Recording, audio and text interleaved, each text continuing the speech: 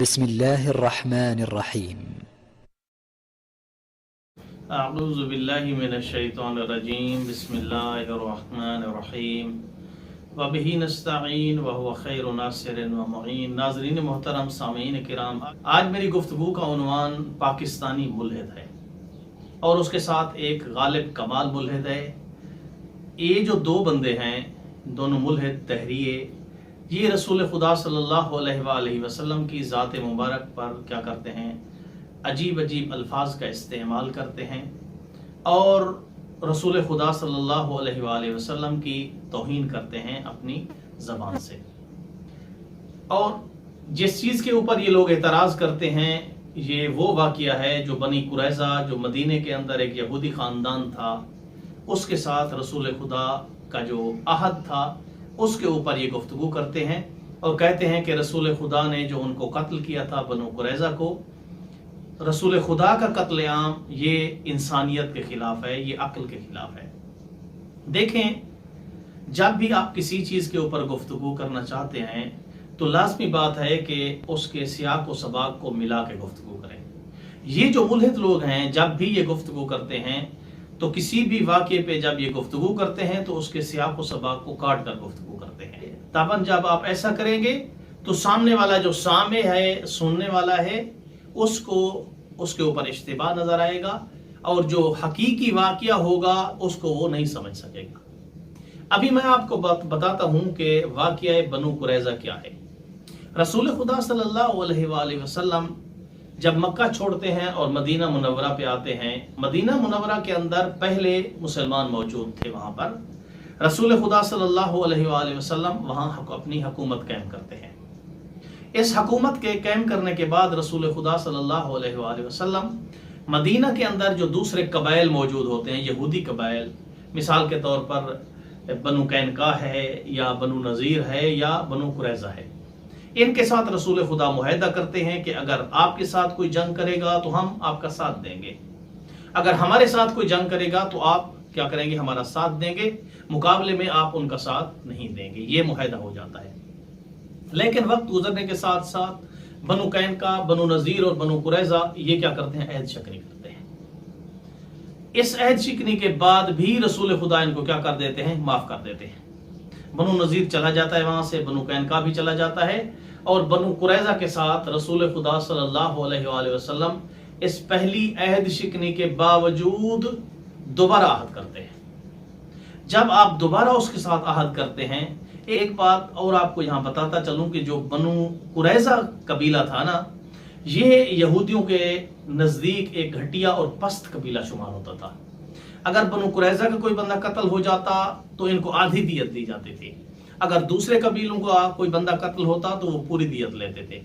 رسول خدا کے وہاں آنے سے، یعنی حضرت محمد مصطفیٰ صلی اللہ علیہ وآلہ وسلم کے وہاں آنے سے جو بنو قریظہ تھے، ان کے قتل کی پوری دیت دی جاتی تھی۔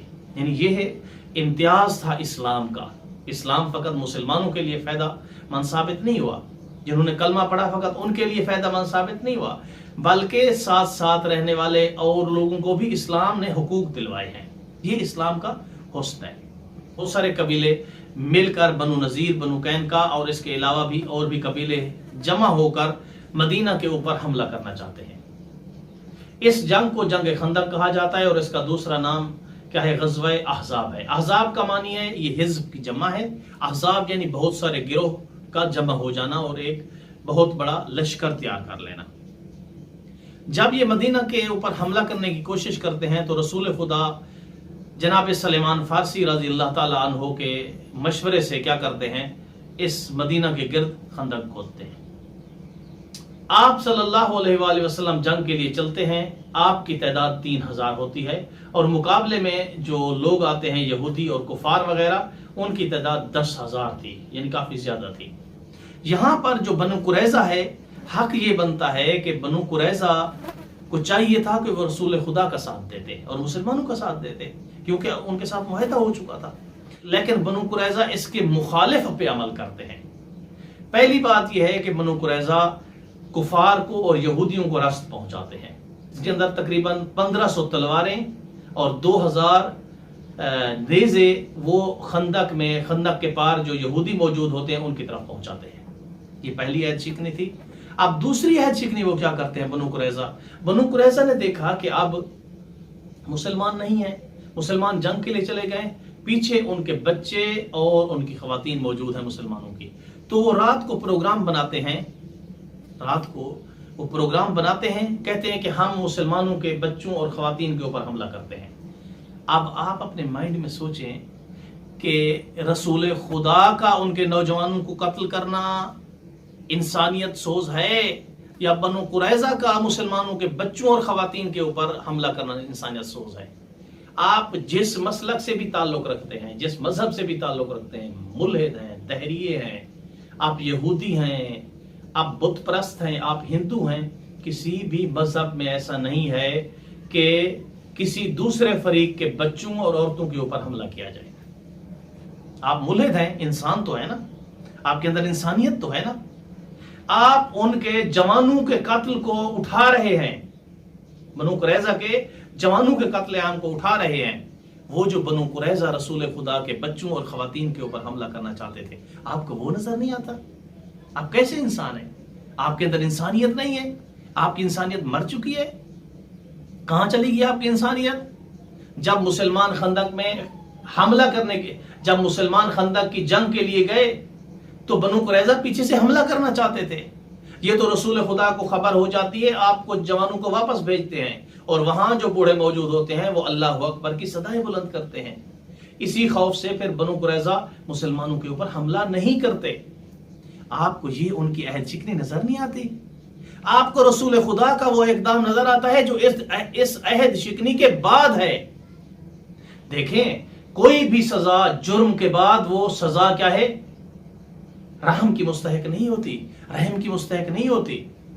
ہاں، جرم سے ہٹ کر اگر کسی نے جرم نہیں کیا اس کو سزا دی جائے تو وہاں انسان کہہ سکتا ہے کہ سزا دینے والے نے غلط کیا ہے. لیکن جہاں پر جرم کیا جائے، آپ خود کہتے ہیں کہ ہم وہ فیصلہ کرتے ہیں جو ہماری عقل کرتی ہے، تو یہاں آپ کی عقل کہاں چلی جاتی ہے؟ یہاں آپ کی انسانیت کہاں چلی جاتی ہے؟ جب وہ مسلمانوں کے بچوں کے اوپر حملہ کر رہے تھے، جب وہ مسلمانوں کے عورتوں کے اوپر حملہ کر رہے تھے، رسول خدا کو چاہیے یہ تھا کہ ان کو بھی قتل کرتے. اگر رسول خدا ویسا کرتے جیسا وہ کر رہے تھے تو رسول خدا کو یہاں چاہیے تھا کہ ان کو بھی قتل کرتے، ان کے بچوں اور عورتوں کو بھی قتل کرتے. لیکن یہی اسلام کا امتیاز ہے. رسول خدا نے ایسا نہیں کیا. رسول خدا نے ایسا نہیں کیا. رسول خدا نے ان کے جوانوں کو فقط قتل کیا، ان کے بچوں اور عورتوں کو قتل نہیں کیا. یہی فرق رکھنا چاہتے تھے رسول خدا کہ میری کوئی بھی جنگ کیا ہے؟ انتقامی نہیں ہوتی، میری جنگ دفاعی ہوتی ہے، میں دفاع کے طور پر جنگ کرتا ہوں. اب جب رسول خدا نے ان کا محاصرہ کیا، اس محاصرے میں خود ان کی طرف سے کہا کہ کوئی آپ ثالث مقرر کریں.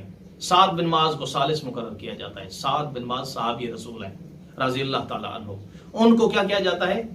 ثالث مقرر کیا جاتا ہے.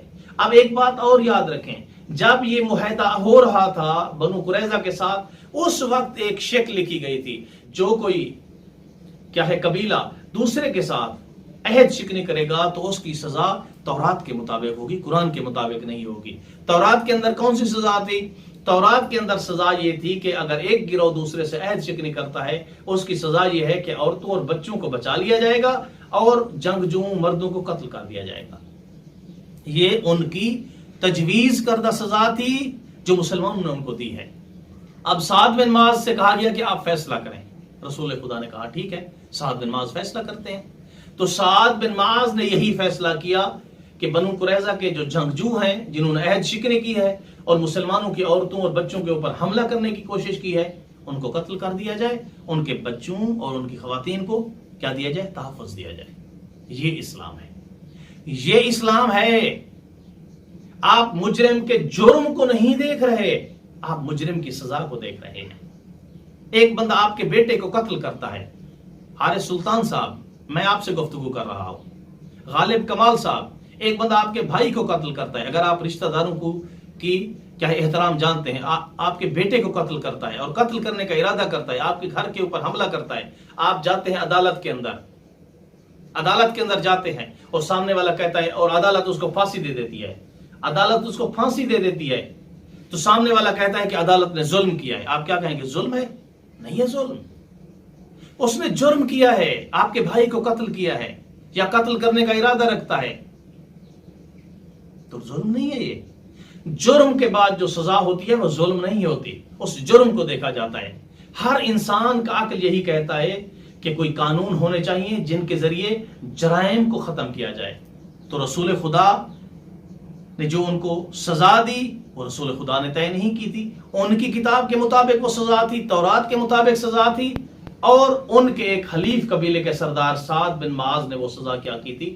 تجویز کی تھی، اور وہی سزا ان کو دی گئی تھی. اگر رسول خدا صلی اللہ علیہ وآلہ وسلم کے اوپر یہ مسئلہ چھوڑا جاتا تو مجھے یقین ہے کہ رسول خدا ویسے ہی اس کو معاف کر دیتے، ان کو ویسے ہی ان کو معاف کر دیتے جیسے آپ نے جناب حمزہ کے قاتل کو معاف کر دیا تھا. جس طرح سے آپ نے جب مکہ کو فتح کیا تھا، کوئی فاتح اس طرح سے کرتا ہے جیسے رسول خدا نے مکہ کو فتح کیا ہے.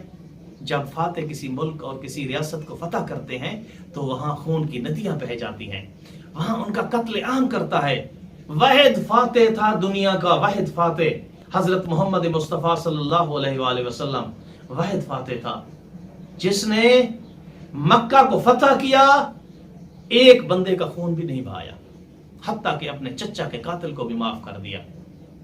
جب مکہ والے لوگ ایسے کانپ رہے تھے خوف کی وجہ سے، رسول خدا نے کیا فرمایا تھا؟ لا تثریب علیکم اليوم، آج کسی سے بدلہ نہیں لیا جائے گا، میں سب کو معاف کرتا ہوں. آپ ویسے میرے بھائی ہیں جیسے یوسف کے قاتل بھائی اس کے بھائی تھے. اس سے بڑا کوئی شفیق ہو سکتا ہے؟ اس سے بڑا کوئی رحمت للعالمین ہو سکتا ہے؟ رسول خدا ان کو معاف کر دیتے. ان کے جرم کی یہ سزا دی گئی ہے. کبھی آپ مجرم کا ساتھ نہ دیں، آپ اس کی سزا کو مظلومیت کی نگاہ سے نہ دیکھیں، آپ ان کے جرم کو دیکھیں کہ وہ بچوں اور خواتین کے اوپر حملہ کرنا چاہتے تھے.